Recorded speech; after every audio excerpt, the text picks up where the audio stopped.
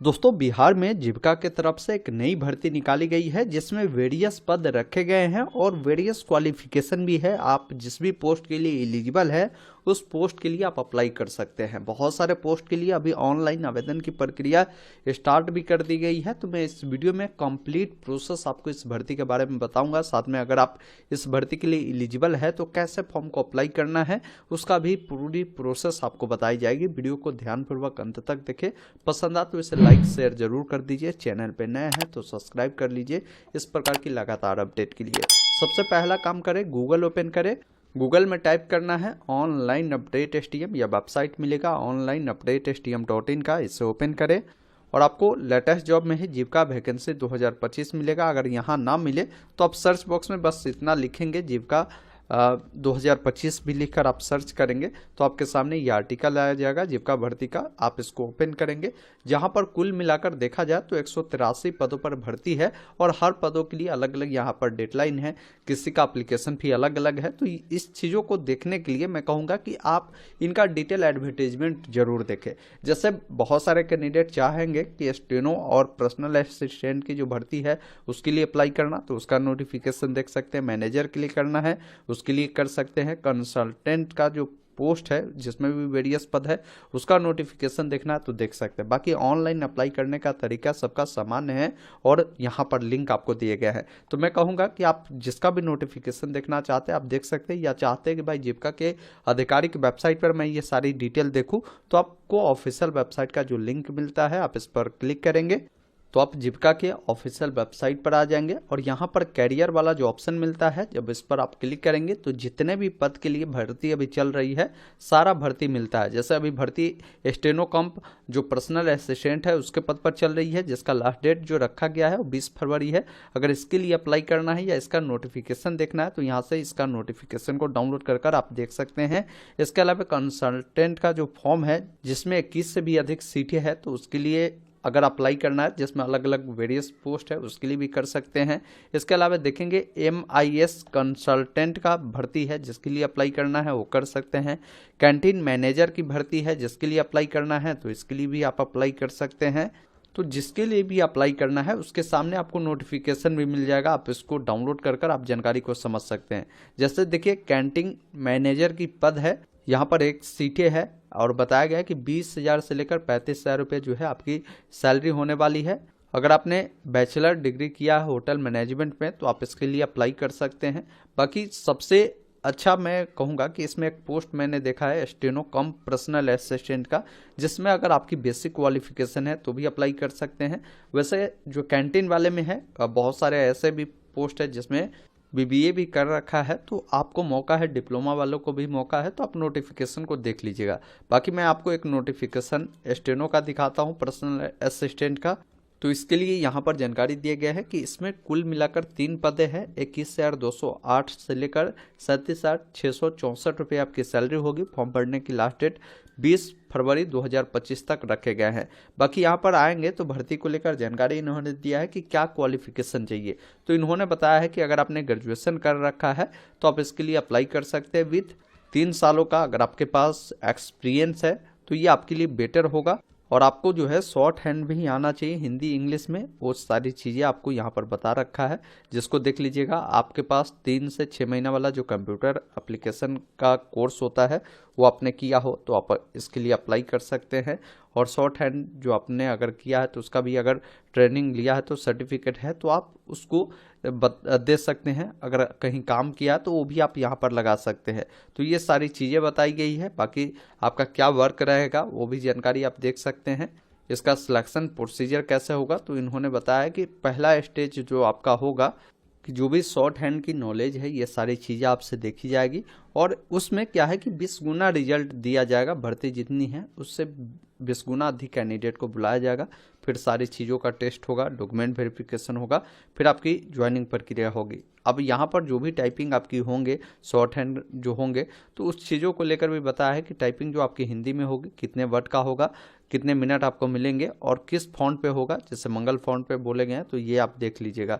English का यहाँ पर आपको जानकारी दिए गए हैं कितने समय आपको मिलेंगे, कितने मार्क्स का होगा वो जानकारी मिल जाएंगे। इसके अलावा शॉर्ट हैंड के बारे में बताया है, आपकी पर्सनल इंटरव्यू होगी उसके बारे में भी जानकारी दिए गए हैं।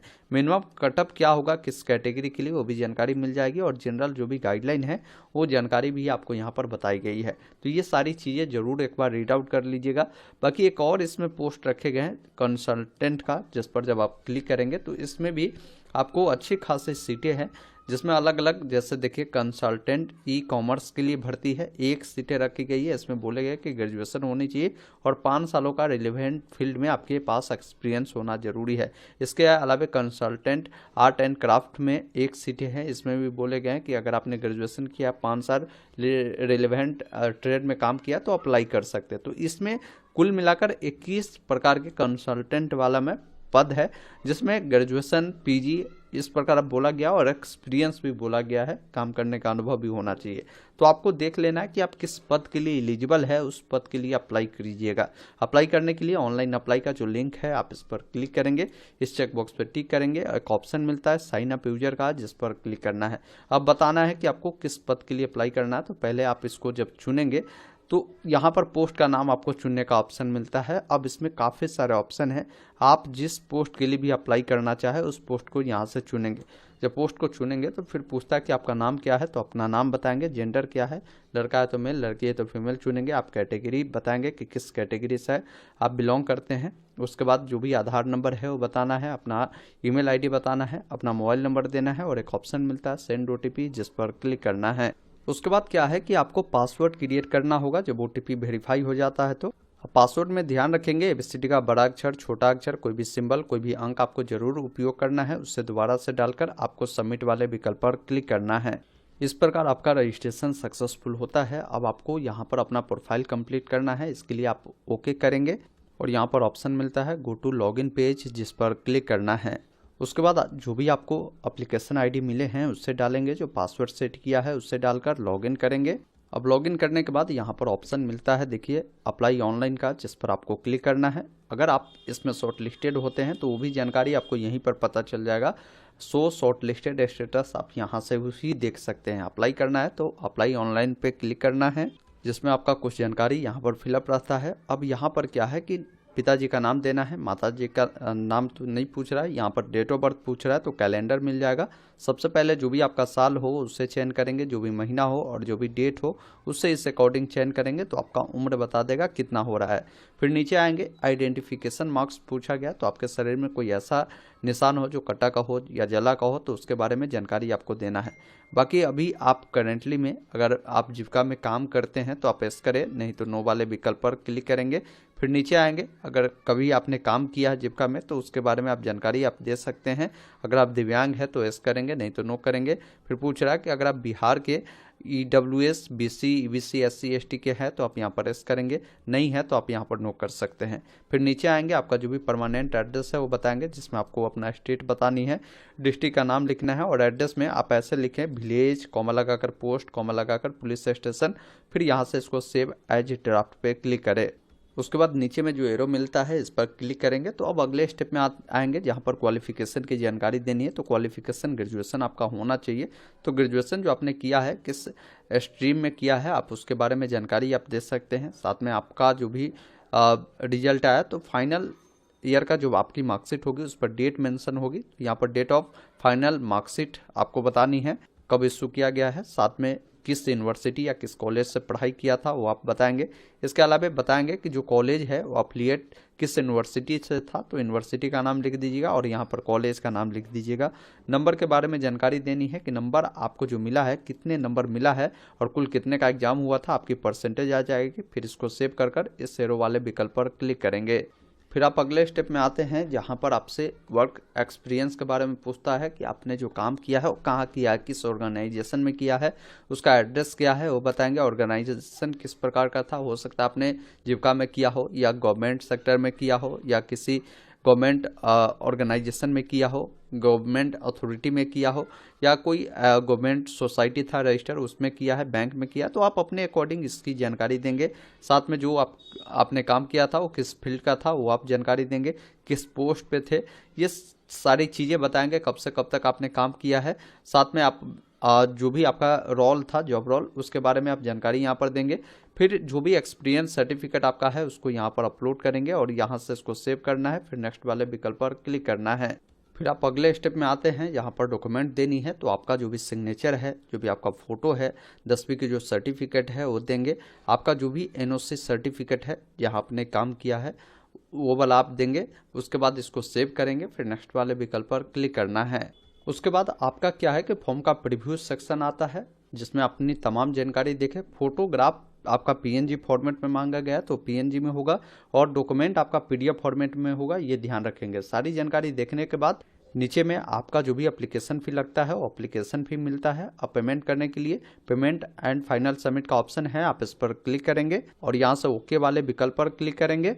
इस प्रकार ये पॉपअप अगर ब्लॉक हो तो इसको आपको अलाउ करना है। मैं अलाउ कर डन करता हूँ।